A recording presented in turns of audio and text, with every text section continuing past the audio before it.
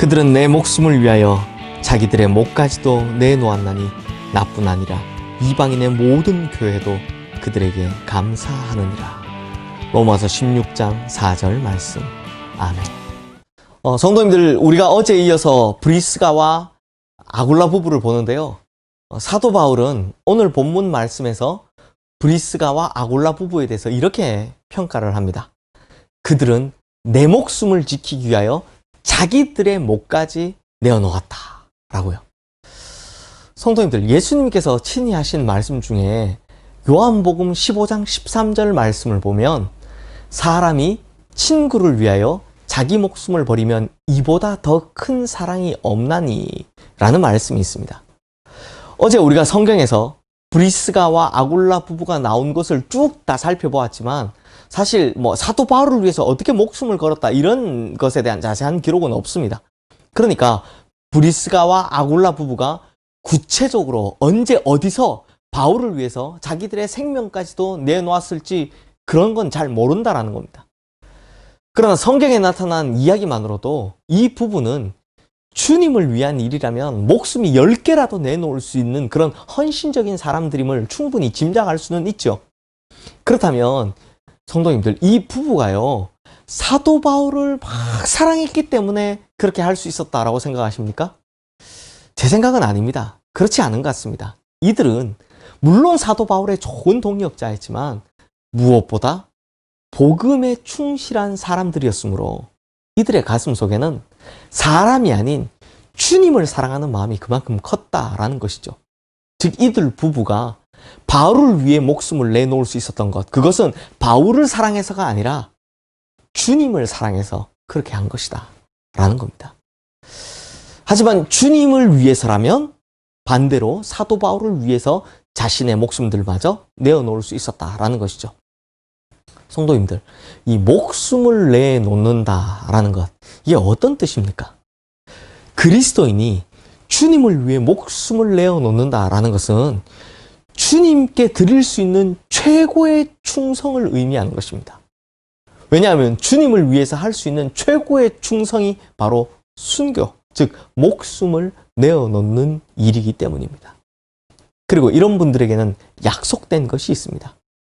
요한계시록 2장 10절 말씀 후반부에 보면 내가 죽도록 충성하라, 그리하면 내가 생명의 관을 내게 주리라 라고 생명의 관을, 이전 성경에는 생명의 멸류관을, 이것이 약속되어 있다라고 합니다. 실제로 이 부부의 결말이 어떻게 되었는지는 역사의 기록을 아무리 찾아봐도 없어서 알 수가 없었습니다. 실제로 순교를 했는지 아닌지 이건 알 수가 없지만 아마 목숨을 걸 만큼 했기 때문에 진짜 순교를 했을 것이다 라는 생각이 듭니다. 실제로 추측할 수 있는 증거가, 중요한 증거가 하나 있습니다. 이 코로나19 사태 때문에 우리가 다 이제 해외여행 가는 것도 어려워졌지만 우리 성도님들 나중에, 저도 못 가봤습니다. 나중에 이탈리아 로마에 가게 되시면 아벤틴이라는 거리, 아벤틴 거리라는 곳에 꼭 한번 가보십시오. 거기 가면 브리스가 교회가 있다라고 합니다. 그런데 로마에 있는 대부분의 교회들은요, 거의 대부분 순교자의 터 위에 세워진 교회들입니다. 그러니까 당시 교회 이름에 사람 이름 붙여놓은 것들은 거의 다 순교자를 위한 기념교회였다라는 거죠. 예컨대 베드로가 순교했다고 전해지는 곳에 베드로 성당이 있고, 사도 바울이 순교했다고 전해지는 곳에 바울 성당이 있습니다. 우리로 치면 교회죠. 우리나라에도요, 예전에 대동강변에서 순교하셨던 로버트 토마스 선교사님, 그 기념교회가 로버트 토마스 선교사 기념교회가 평양에 있지 않습니까? 그러므로 로마의 아벤틴 거리에 브리스가 교회가 세워졌다는 것, 이건요, 우리가 충분히 추정할 수 있죠. 브리스가가 그곳에서 순교했다라는 걸 충분히 추정할 수 있는 겁니다. 사랑하는 성도님들, 예전에 프랑크 왕국의 최고의 황제라고 불리는 샤를마뉴 대제의 무덤이 일반인들에게 공개된 일이 있었습니다. 거기에 무덤에 딱 가보니까 그 무덤이 어떻게 돼 있냐, 샤를마뉴 황제가 진짜 앉아있는 자세로 가장 아름다운 옷을 입고 거기에 있었다고 합니다. 이게 무덤이었다고 합니다. 그런데 물론 뼈만 있죠. 그리고 뼈대가 굵은 한쪽 손은 왕의 홀을 잡고 있었고요. 그리고 그 사람의 무릎 위에는 성경이 놓여져 있었다고 합니다. 그리고 또 다른 손의 손가락이 바로 그 무릎 위에 있는 성경, 거기에 있는 한 말씀을 가리키고 있었는데 그 말씀이 바로 마가복음 8장 36절 말씀이었다고 합니다. 샤를마뉴 대제가 손가락으로 가르치고 있었던 그 마가복음 8장 36절 말씀, 이게 뭐냐? 사람이 만일 온 천하를 얻고도 자기 목숨을 잃으면 무엇이 유익하리요? 이것이었다라고 합니다.